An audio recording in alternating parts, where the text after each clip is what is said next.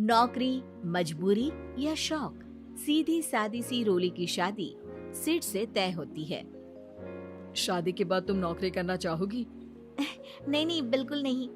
वैसे मैं ये नहीं कहती कि नौकरी करना ठीक नहीं है, लेकिन पर्सनली मैं ये सोचती हूँ कि मैं गृहिणी बनूंगी।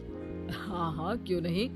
गृहिणी बनना भी आसान नहीं है। एक सफल परिवार चलाना किसी देश को चलाने जितना ही कठिन है। रोली को सिड का साथ और बात दोनों अच्छी लगती है और फिर वो दिन भी आ जाता है जब दोनों की शादी हो जाती है।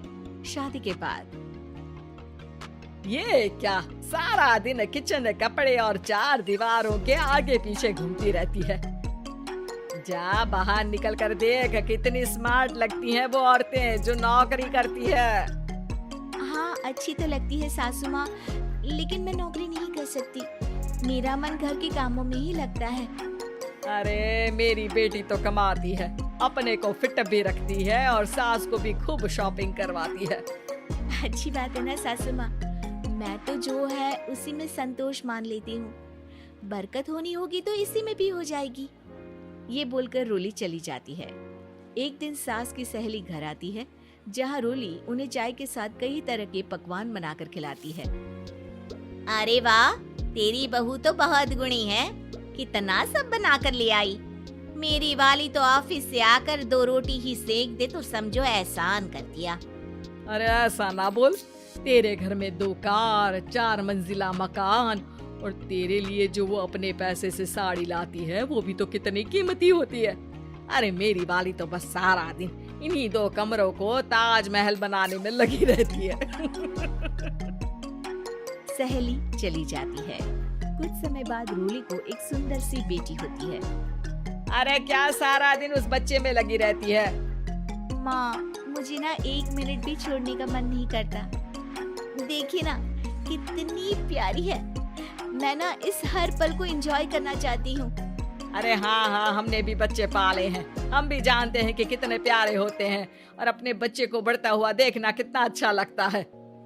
लेकिन एक दिन अचानक और रोली, एक बहुत बड़ी घटना हो गई। एक शॉर्ट सर्किट से पूरी दुकान जल गई।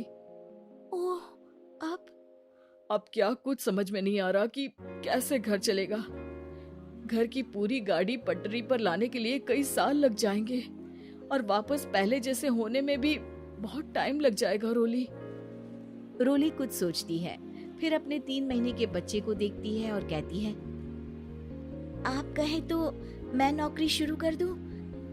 माँ मुन्नी को देख लेगी, फिर शाम को तो मैं घर आ ही जाऊंगी। सिड कुछ कहता उससे पहले ही उसकी सास वहाँ आ जाती है। अरे हाँ हाँ, अब भी तुझे नौकरी करने के लिए पूछना होगा। अरे घर पर इतनी बड़ी विपदा आ गई है, तू है कि बच्चे का मुंह देख रही है। अरे क्या मुझ पर भरोसा नहीं है?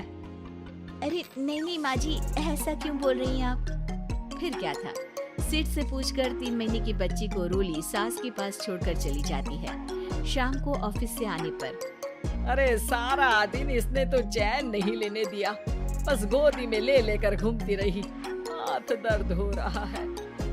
बहू को बहुत गिल्ट फील होता है, लेकिन जब वो घर की हालत देखती है तो चुप रह जाती है। ऑफिस में सहेली कहती है, अरे रोली, तेरी तो बच्ची छोटी है ना, कैसे मैनेज करती है? कैसे मतलब? घर पर रहती है वो अपनी दादी के साथ। ओ यार, कितनी अच्छी है तेरी सास। मेरी सास को जब पता चला कि मैं नौकरी ज्वाइन करने की सोच रही हूँ, वो तो सीधे अमेरिका चली गई मेरी ननद के पास। अच्छा, फिर तू कैसे मैनेज करती है? अरे मैंने तो फुल टाइम मेड रख ली है। ओहो, वो तो बड़ी महंगी होगी ना? हाँ यार, लेकिन कमाई भी तो हो रही है ना। यार, मैं तो कभी अपना बच्चा इनके मम्मी पापा के पास ना छोड़ूं। प्यार दुलार में खराब कर देते हैं ये दादा दादी बच्चे को। नहीं नहीं, मुझे अपनी सास पर पूरा विश्वास है। जो मेरे पति को इतनी अच्छी शिक्षा के साथ बड़ा कर सकती है, वो मेरी बच्ची को कभी नहीं बिगाड़ेगी। खैर, रोली की इस सोच से उलट पड़ोसियों के बीच हाथ में बच्ची पकड़े रोली की सास कहती है, अरे क्या बताऊं, सारा दिन बहू बाहर रहती है। पहले अपने बच्चे पालो, फिर बच्चों के बच्चे। अरे अपना जीवन तो कुछ रहा ही नहीं।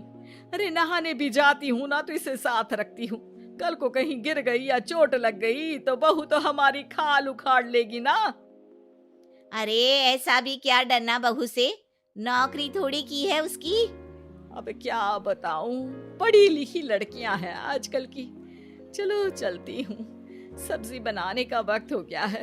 बच्चे आएंगे तो खाना तो बना मिले। सास ये बोलकर वहां से चली जाती है कि तभी रोली ऑफिस से घर पहुंचती है। बाहर पड़ोसियों को देखकर, नमस्ते आंटी जी, कैसी हैं आप? अरे बहुत अच्छी हूँ, लेकिन तेरी किस्मत तो सबसे अच्छी है। क्या सास पाई है, मोती दान किए होंगे तूने। तेरा बच्चा भी देखती है, खाना भी बनाती है। बेचारी बहुत काम करती है तेरी सास। हाँ आंटी, सही बोल रही हैं आप। अब ऑफिस भी दूर है तो आने जाने में वक्त चला जाता है। खैर चलती हूँ। हाँ हाँ बेटा जाओ, गर्मा गर्म खाना खाओ।